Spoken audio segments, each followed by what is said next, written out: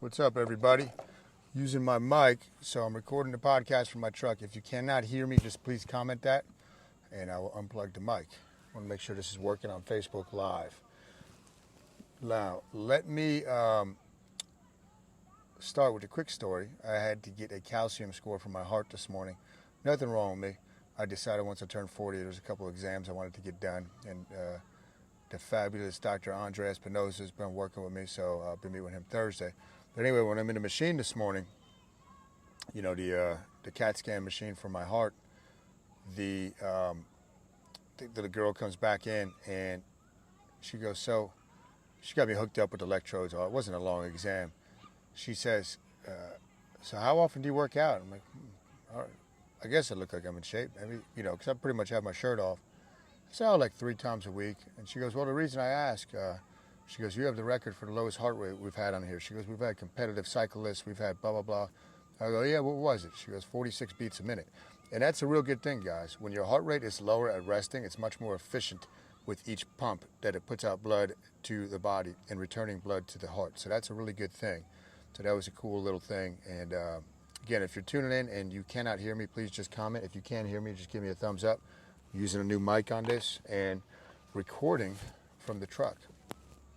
Which brings up another story I would like to bring up. This reminds me of recording a podcast from the truck when I was first starting out release. You're talking about 2007, right? 2007, the next year, 2008. I was so busy with my schedule. Thanks, Sandy. I was so busy with my schedule that, you know, I'd be training people at 5:30 in the morning, maybe get a quick 20-minute thing in myself.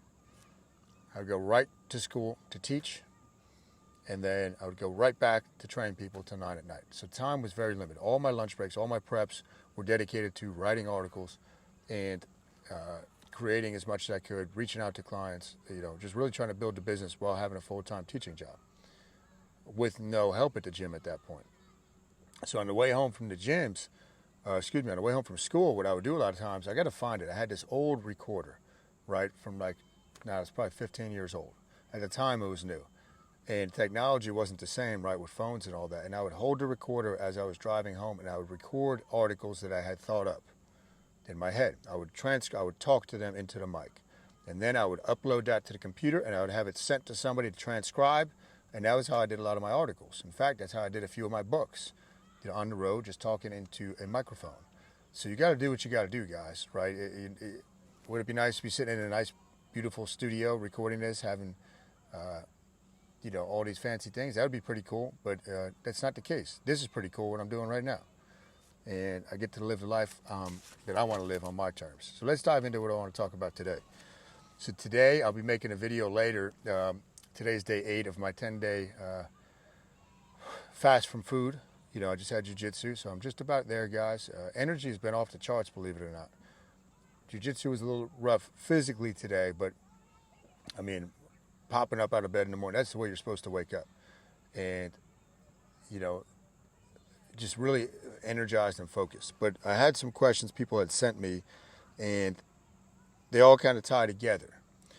But the main thing I want to talk about is weight loss is not about calories. Somebody sent me an article about this again yesterday, this expert. Oh, you got to be in a caloric deficit. Only if the caloric deficit changes favorably your internal biochemical and hormonal environment. That is the only way your body will change and you'll drop weight. Okay? But when you factor in insulin and whatnot, and when people do these crash diets to be in a deficit, it doesn't work. Show me somebody that's worked long term for. Look at The Biggest Loser. Biggest Loser has never had a reunion show because nobody, one person I think out of all the years, has kept the weight off. Because it does not work. So all these fake fitness experts that keep spouting, you got to be in a deficit, you got to be in a deficit, blah, blah, blah. Throw it out the window. They don't know what they're talking about. They're following mainstream science. And if you think mainstream science when it comes to health and fitness is the real deal, you're sadly mistaken, because look at the state of health of people. Even people that try to be healthy, most of them are not healthy. So you got to start, and this goes to everything I believe with, always examine the opposite and go down that path and learn what you got to do down that path. So on the flip side, if you want to gain muscle, guess what? It is about the internal biochemical and hormonal environment. And you largely do that through what you are eating and how often you are eating. Okay, and then you got to take in factors like sleep and stress. Now, if you don't believe me, you could give me somebody, let's say I see my brother Precious watching. Let's say Precious is 200 pounds and he decides, hey, Kyle, I want to do a bodybuilding show and I want to go on growth hormone and I want to go on this steroid, that steroid. I wouldn't even have to touch his calories. He could keep training, keep eating the same way. As soon as he goes on all this anabolic, right, because it's affecting the internal biochemical and hormonal environment, his body's going to dramatically change. But we didn't change anything with the calories. Protein synthesis increased because of the hormones we're giving him. He got leaner, blah, blah, blah. So people have to start thinking of it. That works for weight gain and weight loss. Now, this guy in this article that was sent to me was saying 1 meal a day is not good. It's going to mess up your metabolism. No research behind that. The research shows that when you do 1 meal a day or you do 48, you throw them in, metabolism actually goes up 5 to 14%. So see you later. That's phony baloney with that guy saying that. I addressed the calories in, calorie out. Now, when you're trying to drop weight, I get this question a lot too, and you get your body comp. A lot of people don't do that, but my main thing with weight loss clients, don't worry about your body composition. Just keep driving the weight down. Get the weight to where you want it to be, and then it will change over time as we continue to train and whatnot. Remember, training is not to lose weight. It is not the way you lose weight through training. That's to affect the blood flow. It's more for your brain. You get certain growth factors that can only cross the blood-brain barrier through physical movement. And you can build muscle, right? And you got two systems. You got the blood system and the lymph system. Nobody talks about the lymph system. I've been studying a lot of this. Part of the reason I'm doing the cleanse, because that's the next thing I want to bring out to people and to really help people with their health, especially as we come into this next fall and winter season where cold and flus are rampant and stuff like COVID. Okay, so weight loss, just focus on driving the weight down. Now, transmutation, I talked about my energy. You can transmute energy. And funny enough, when I was down in Florida, I know I'm going rambling today, but I'm a little passionate about some of this stuff. When I was down in Florida with Devin for our 10-year anniversary, went out for a run. It was hot as blazes this one morning. Went out for a run, probably too late. It was like 9:30 or 10 o'clock in the morning. I was wiped. I'm coming back and boom, inspiration struck. Because I was trying to think of what is the next thing I really want to focus on with fasting. I've touched on so much of it, the physiological benefits, and there's not too much more. But I said, I know when I do it, my energy goes through the roof. Again, showing you energy doesn't come from calories, guys. There's physical, mechanical energy. Yes, your body needs to turn that into ATP for muscular contraction and whatnot. Let's not get into that science, but there is this energy, this dynamic energy that you can probably see in this video that I'm doing. Again, I haven't eaten food in 8 days. Does my energy seem low? Probably not.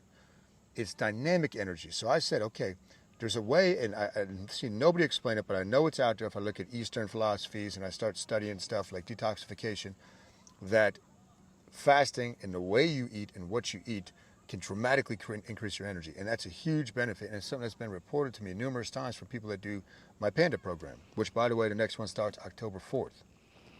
The ad should be going out today on Facebook. And if you're on the Kyle Newell email list, you'll be seeing that. If you're on the Newell Strength email list, you will be seeing that.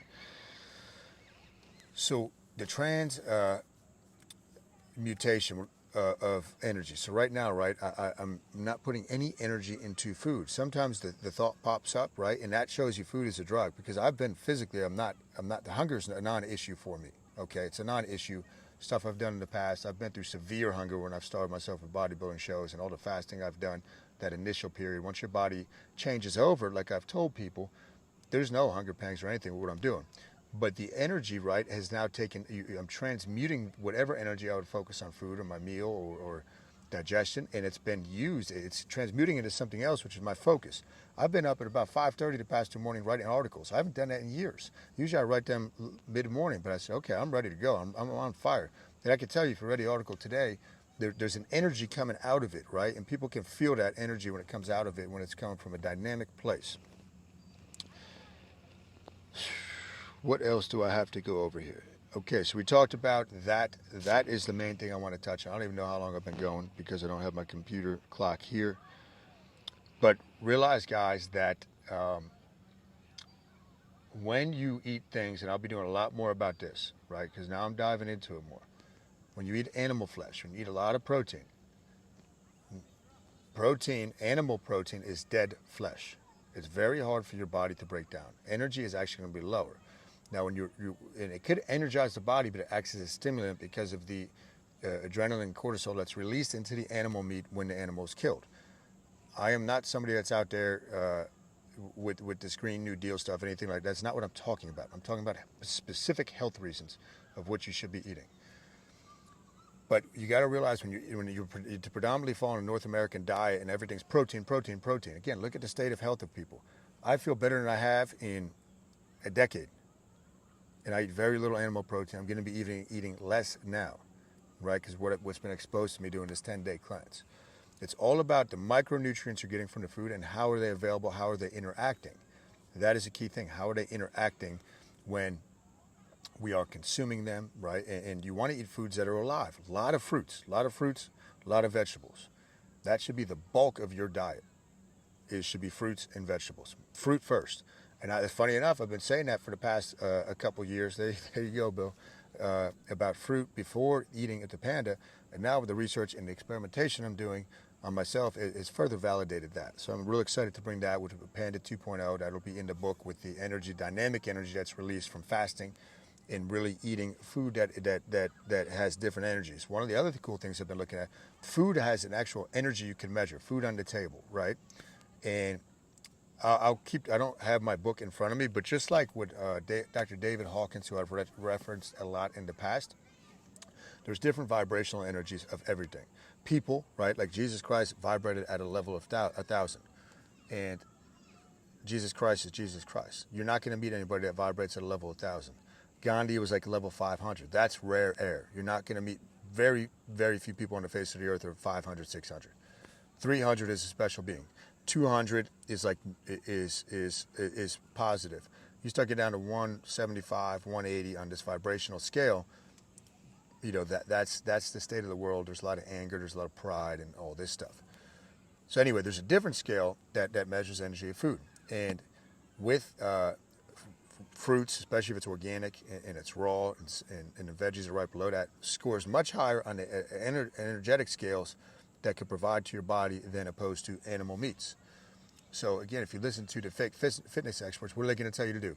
Eat a lot of protein, eat some grains, fruit's bad for you, don't eat fruit, don't eat carbs, it's the devil. All this stuff that is complete opposite. And all these people continue to spout that it's cut your calories, work out more. I talk about this every time I do a Panda challenge. There's one of the lessons I go over, and I did a video about this a while ago. Weight loss is not simultaneous. The simultaneous model is broken, and all these health experts better start getting that right because they're leading people down the wrong path of health. Weight loss is sequential. It's not burn this, cut this, and then you lose. It's sequential. You got to change the internal hormonal environment of your body. And then once you do that, right, and the analogy I always use that Dr.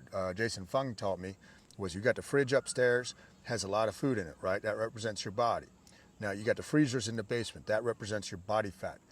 That's what you want to get to, right? If you're trying to get leaner and you want to change your body. But how do you get down there? You don't have any reason to go down there and get that food if the fridge upstairs is full. So let's start empty out that fridge, right? And we do that by just eating one big meal a day, primarily. And you got to think, every time you open that fridge, this is something I added to that analogy, that light bulb goes off. Every time the light bulb goes off, that represents an insulin spike. Insulin is one of the master hormones. It's a storage hormone. When insulin's raised, I don't care what deficit you're in, you cannot lose weight. You will not become leaner. You could eat 800 calories a day after that initial drop. If you're eating four 200-calorie meals a day, you ain't going to drop. And as a matter of fact, I haven't really dropped much weight doing this cleanse because even though these drinks I'm doing are so minuscule in calories, it still does spike insulin. I'm doing that 4 to 6 times a day. Further proves my point. I'm in a huge caloric deficit. Doesn't make any difference. So just think about that. Hopefully you guys like this episode. This is on the road show, so I'll probably be doing this because I come here right from jiu-jitsu to Braxton's school, and I wait here, do work, and I read, and our schedules are shifting because the kids are back in school. So I'll probably be doing the road show, but hopefully you like that. Hit the thumbs up. If there's anything you want me to cover in any of the podcasts or videos, please just let me know, and I will be glad to dive into it. If I don't know, I'll start researching it. And you can go over. I won't tell you about KyleNewell.com yet because I still got to get the audio up there of a cool free thing I recorded for you guys. You all have a good day. If this helped you, hit the thumbs up, and maybe hit the share button if you so please. Thanks, Sandy. I'll catch you guys later.